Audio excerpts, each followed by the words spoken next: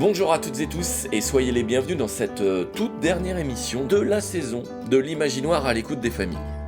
La bonne nouvelle, c'est que l'Imaginoire reprendra du service à la rentrée prochaine pour une nouvelle saison radio. Bon, comme c'est la dernière, avant la trêve estivale, je vais faire comme si vous écoutiez pour la toute première fois cette émission. L'Imaginoire, qu'est-ce que c'est ? L'Imaginoire est une émission radio mensuelle diffusée sur une vingtaine de radios locales. Elle est produite par l'association Résonance. Son but est de co-construire les émissions avec les participants. Son ambition est de porter la voix de familles dont l'enfant, le parent ou les parents sont touchés par la déficience visuelle. Vaste sujet, vaste débat. Mais émission éminemment familiale. Et tout au long de ces mois, des familles, nous en avons rencontré. Chacune avait sa propre histoire. Ses peines, bien sûr, mais aussi ses joies, son énergie et sa détermination. Alors, des familles, on espère en rencontrer d'autres, plein d'autres même, à l'avenir. Et d'ailleurs, d'avenir, c'est de ça dont il va être question dans l'émission d'aujourd'hui.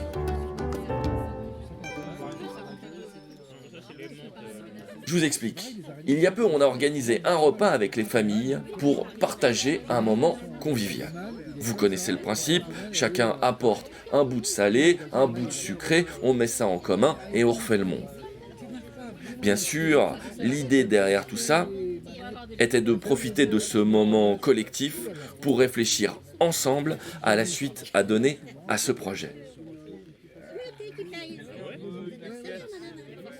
Et c'est ça qu'on vous propose aujourd'hui.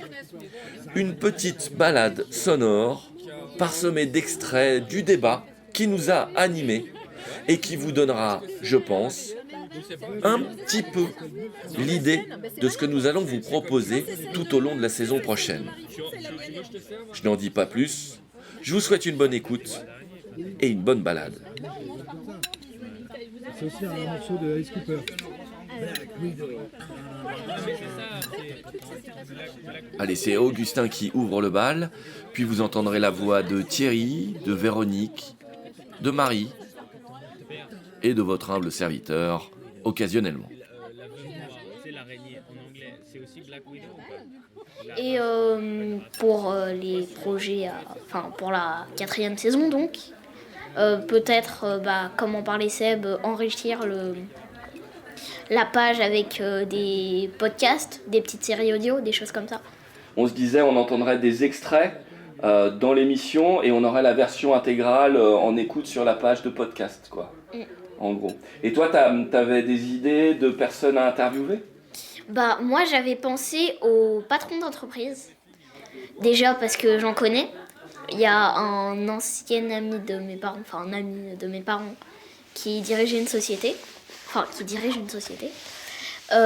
Et puis, comme je lui ai parlé, il m'a dit qu'il n'avait jamais rencontré ce genre de problématique, de handicap visuel, etc. Donc, peut-être une série d'interviews de différents directeurs de société. Mais du coup, Thierry, toi, ça rejoint ton activité aussi d'insertion de personnes en situation de handicap dans le milieu du travail.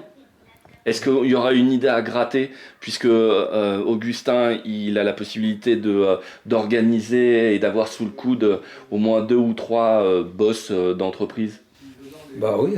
Oui, c'est sûr. Parce que tout ce qui peut sensibiliser le monde de l'entreprise à l'emploi, à l'accès à l'emploi des déficients visuels, il faut le faire. Moi, c'est vrai que j'ai travaillé pendant plus de 15 ans dans l'insertion professionnelle autour du handicap, notamment du handicap visuel. J'ai fait aussi beaucoup de ce qu'on appelle les aménagements de postes de travail, donc pour permettre aux déficients visuels de pouvoir travailler en entreprise. Donc tout ce qui peut mobiliser les entreprises à faciliter l'accès à l'emploi des déficients visuels, effectivement, il faut le faire. Est-ce que ça matche avec ton idée à toi, Gus ? Oui. Ouais. Oui, plutôt. Donc, dans les questions que je pourrais poser, la façon dont ils pourraient insérer dans leur société, des différents handicaps, et notamment le handicap visuel, parce que c'est ce qui nous intéresse à l'Imaginoire. Mais voilà. Oui, parce que la plupart des employeurs, ce qu'il faut savoir, c'est qu'ils connaissent très très mal le handicap visuel. Et donc il y a des préjugés ils peuvent avoir des préjugés ou une méconnaissance, et simplement les préjugés liés à une conséquence d'une méconnaissance des conséquences du handicap visuel, et donc une réticence à embaucher ce type de public, alors qu'il y a un grand nombre de déficients visuels aujourd'hui qui accèdent à un grand nombre de métiers, l'offre de formation accessible aux déficients visuels est de plus en plus élargie. Il y a un grand nombre de déficients visuels qui suivent des cursus universitaires, des études supérieures, et donc qui sont en capacité de travailler. Mais c'est vrai qu'il y a dans le monde de l'entreprise, c'est embaucher un aveugle, ça fait peur.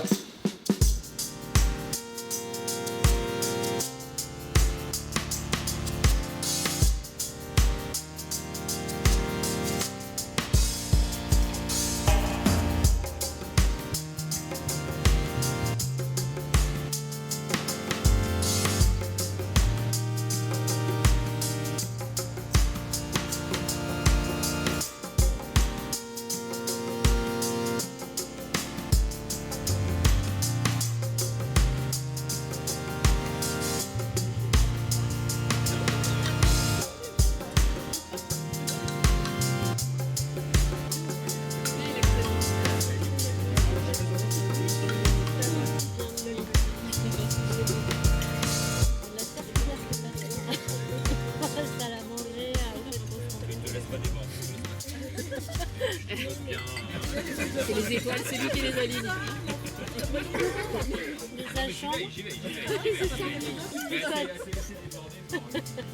Vous êtes toujours connectés à l'Imaginoire, à l'écoute des familles. Dernière émission de la saison, on prépare la saison prochaine, on vous parle d'avenir. Elle est vue qu'une fois. Alors ça marche pas. Dommage. Tu vas ou j'y vais ? Non, mais moi, c'est juste pour rebondir sur ce qui s'est dit jusqu'à maintenant, c'est que je pense que oui, c'est une bonne idée d'interviewer des gens qui ont réussi malgré leur handicap visuel, pour montrer justement que c'est possible. Que c'est possible, voilà. Qu'il n'y a pas seulement de barrières, et que voilà, avec les aides, avec les infos qu'on peut avoir, c'est bien de montrer les choses positives. Ouais. Voilà. Donc tout ce qui peut se faire malgré le handicap visuel. Il y a beaucoup de barrières, il y a beaucoup de difficultés, mais certaines personnes y arrivent parce qu'elles ont les bonnes infos, parce qu'elles sont bien entourées par les bonnes personnes. Et ça, je trouve ça chouette, et je pense que ça peut aider beaucoup de déficients visuels à se lancer, justement.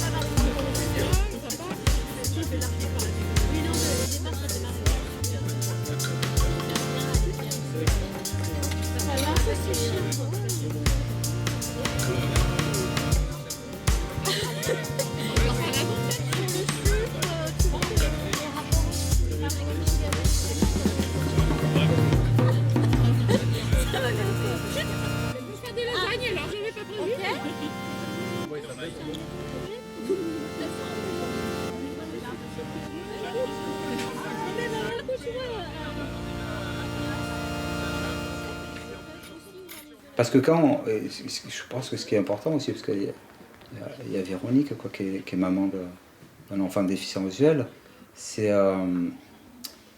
comment dire, je pense que c'est pas la même chose quand on vit le handicap ou quand on est parent d'un enfant handicapé. Je sais pas, moi je sais pas, c'est mon avis, j'ai presque l'impression que c'est presque plus facile, plus facile, c'est peut-être pas le mot à dire. Moins difficile. Non, mais c'est quand on le vit, on est confronté à ça, on n'a pas le choix. Voilà, on est obligé d'affronter, de faire avec.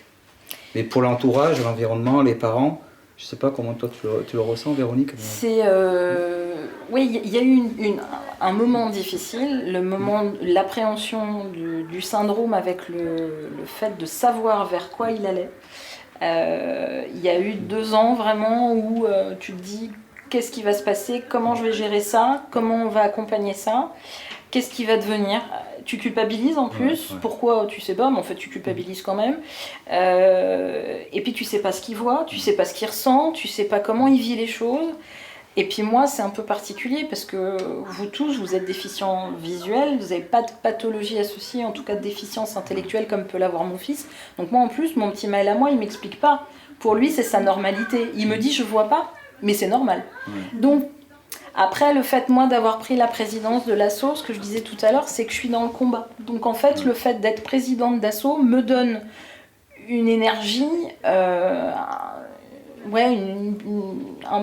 petit pouvoir, mais si un petit pouvoir d'être maître de quelque chose, de me dire, même si j'arrive à rien, même si on n'arrive pas à trouver une solution, au moins j'aurais essayé. On a essayé de faire bouger les choses. Et j'aurais essayé de faire. Et le fait d'être dans cette action-là fait que du coup, je le vis moins mal qu'avant.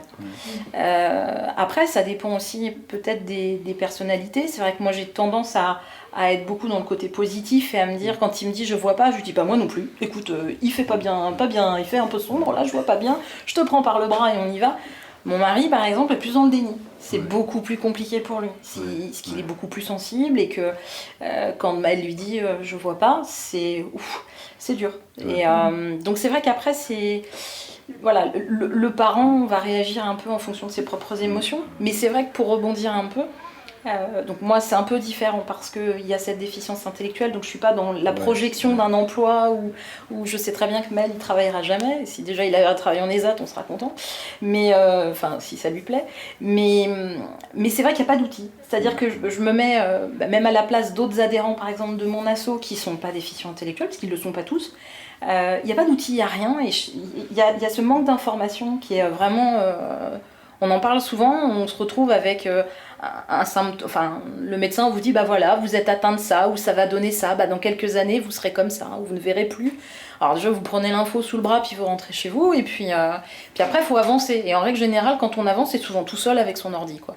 Et puis on va chercher de l'info un peu partout, on va se dire ah bah je vais aller où, faut que j'aille taper à quelle porte, quelle association serait la mieux, qui peut me donner de l'information, à quoi j'ai droit, est-ce que d'autres gens sont comme moi, est-ce qu'ils ont eu accès à telle ou telle chose, que dois-je faire.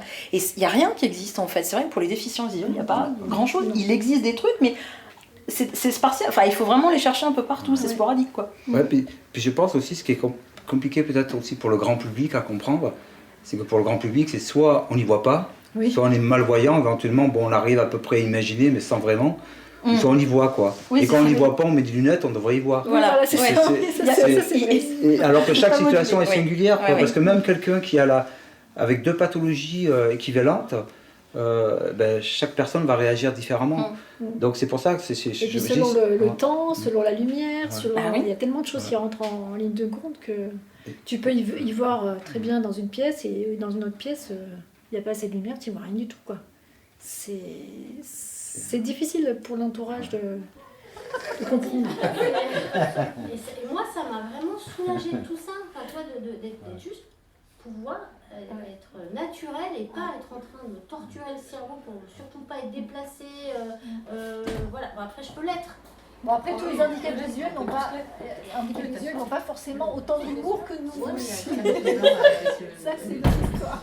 Oui, mais. Pas du handicapé visuel susceptible, en fait. Voilà, et enfin, peu m'importe. Enfin, tu vois, je te dirais. Tu vois, voilà. Oui, mais tu vois, mais bon. Ça, à la limite. Peu importe. Mais c'est dans un café une fois, je lui avais dit mon fils est déficient visuel et elle t'avait dit tu veux un chocolat. Déficient visuel mais pas sourd. Mais ça souvent dans les restos, elle donne les cartes, forcément. Mais alors le pire, c'est qu'il parle à l'autre personne. Vous êtes toujours en train d'écouter l'émission de radio L'Imaginoire à l'écoute des familles. On retourne au débat. Ce que j'aime pas, moi, des fois dans les émissions, quand ça parle du handicap, bon, dans l'émission grand public, c'est souvent, bon, c'est rapide, mais ils veulent toujours montrer quelque chose de très positif. Donc c'est toujours les personnes qui interviennent, t'as l'impression que c'est Superman, Superwoman. Oui. Et moi, je trouve, quand tu vis le handicap et surtout que tu le subis à un moment donné, que tu prends ça en pleine gueule, pour les familles, je trouve que c'est pas forcément productif, quoi. Parce que C'est ça pas le minore reflet de la la réalité, réalité, quoi. Oui, oui, il faut montrer les difficultés Voilà, aussi. et voilà, c'est ça, je pense qu'il faut pas tomber dans cet écueil-là, quoi. Il faut aussi, c'est pour ça qu'il faut que les personnes qui vont intervenir, les témoignages, voilà, ils jouent vraiment le jeu, quoi. Si à un moment donné, ils ont envie de... Oui, que ce soit pas le monde de Ouais, oui-oui, de quoi. oui-oui, C'est un pas, coup de gueule. Tout le parcours, Voilà, parce que oui. parce que voilà, c'est quand même... ouais, je pense souvent à Philippe Croison, là, qui a perdu les 4 membres. Oui. Et souvent, j'écoutais, je dis, c'est super comme ce qu'il fait, tout ça. Je suis admiratif de son parcours, de sa personnalité, tout ça. Puis je me dis, mais c'est quand même, c'est pas représentatif. Et je dis, mais c'est pas possible qu'il soit toujours comme ça, quoi. Côté battant, tout ça. Puis une fois, j'avais écouté une émission à la radio où c'était plus long, c'était sur 1 heure ou 1 heure et demie. Il avait pris le temps de parler, tout ça. Et c'était vraiment.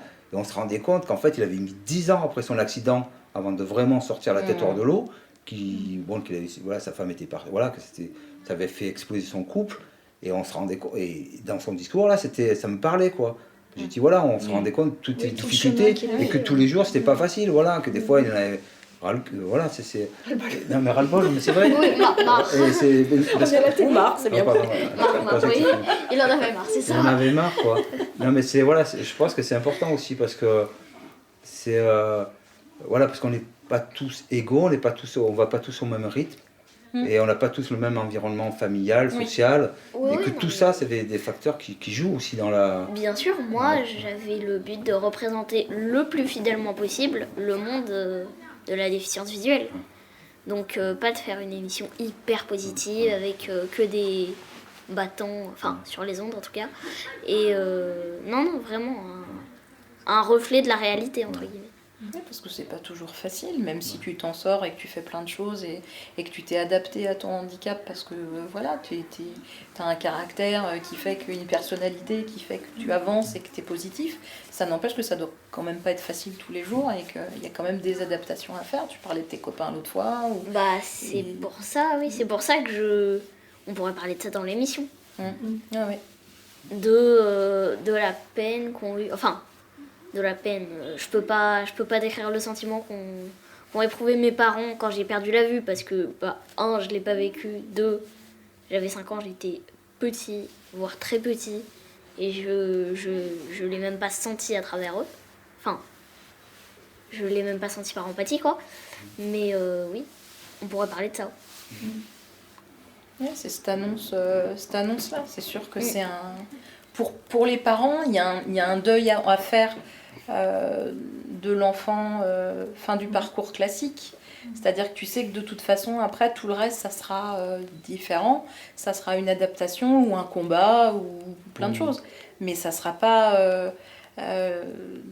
comme tu lis dans les bouquins, papa, maman ont un enfant, c'est mignon, c'est joli, hop, hop, hop, allez, tu fais collège, lycée, t'auras ton bac, t'auras ton appartement. Non, tout est mis par terre et tu refais différemment et tu t'adaptes à tout et en fonction de ton petit, quoi.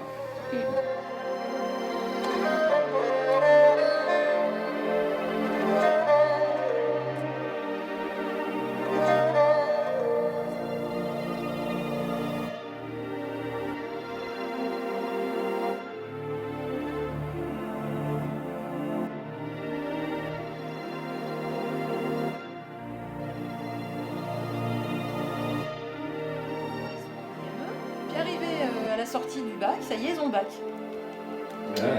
Tu Mais- fais quoi maintenant? Mais Bon, je ce qu'il faut savoir aussi, Véronique, c'est pour ça que je mets toujours moi en perspective, c'est que les S3S, si ça existe, c'est parce qu'il y a des parents Voilà, d'enfants encore une déficients fois, visuels voilà. qui sont battus pour le C'est faire. ça. Oui. C'est pas sorti, c'est pas. Chapeau, non, ça mais j'imagine. c'est vrai. Par rapport à Et- justement et des c'est pour ça- problématiques qui n'existaient Voilà. pas. Donc, Mais d'où regarde la DAPI? La DAPI, à la base, c'est des parents qui Ouais, ont mais qui ont toujours. émergé ça pour leurs enfants déficients intellectuels, quoi. Ça ben, existait pas. comme là, nous aujourd'hui, qu'est-ce qu'on fait là? On essaie de faire bouger les choses à notre niveau. Ouais, On est déficient visuel, on n'est pas professionnel, on est rien. c'est ça. Et voilà. Mais c'est ceux qui sont concernés C'est- qui font bouger les Bah choses ouais, c'est parce pour ça qu'on que a je- une vraie problématique. Qu'on a conscience, parce qu'en fait, le monde des voyants n'ont pas forcément conscience de nos problèmes problématiques. au quotidien. Mais alors, Ce qui est normal en même temps. Oui. Parce que quand t'es Ils pas. le vivent pas. Quand t'es oui, pas quand- concerné. Bah ouais, moi par quand le j'y voyais, truc, je. bah, tu c'est te posais que- pas la Tu te posais question pas la de savoir question. comment Voilà. on voyait un non-voyant, quoi. Enfin, comment Ouais. il appréhendait la vie, quoi. c'est, du coup, on cut.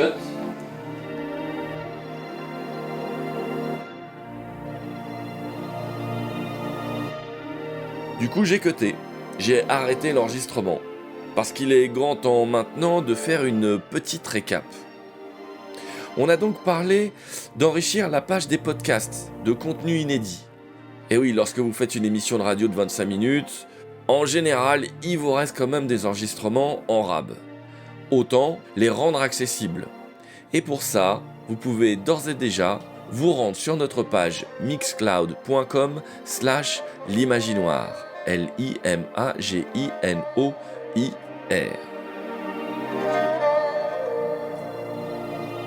On a aussi parlé d'interviewer des patrons d'entreprise. Et c'est Augustin, dit Gus, 11 ans, qui s'en chargera. Ce qui nous permettra de parler de l'intégration des personnes en situation de handicap dans le monde du travail. De plus globalement sensibiliser le monde de l'entreprise au handicap. Et encore plus largement, je dirais, on l'espère, parce que c'est le but, de sensibiliser le grand public au monde de l'handicap.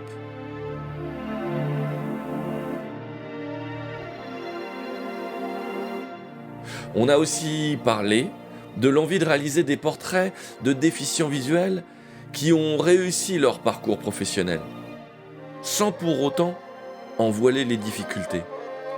Alors, on parlera de combat, d'histoire de famille et d'un mélange des deux. Une autre info que je vous glisse là, c'est que tout au long de la saison prochaine, nous suivrons au plus proche l'intégration d'Augustin en 6e. Et on retrouvera Enzo, que l'on a rencontré dans l'émission d'avril dernier, qui a aujourd'hui 21 ans et qui se lance dans la production musicale. Et puis on a d'autres idées. Vous verrez bien. Alors, avant de clôturer cette émission, je laisse la parole à Thierry, avec qui je réalise, en étroite collaboration, ces émissions, et qui voulait rajouter quelque chose. Et je vous retrouve tout de suite après pour vous dire au revoir.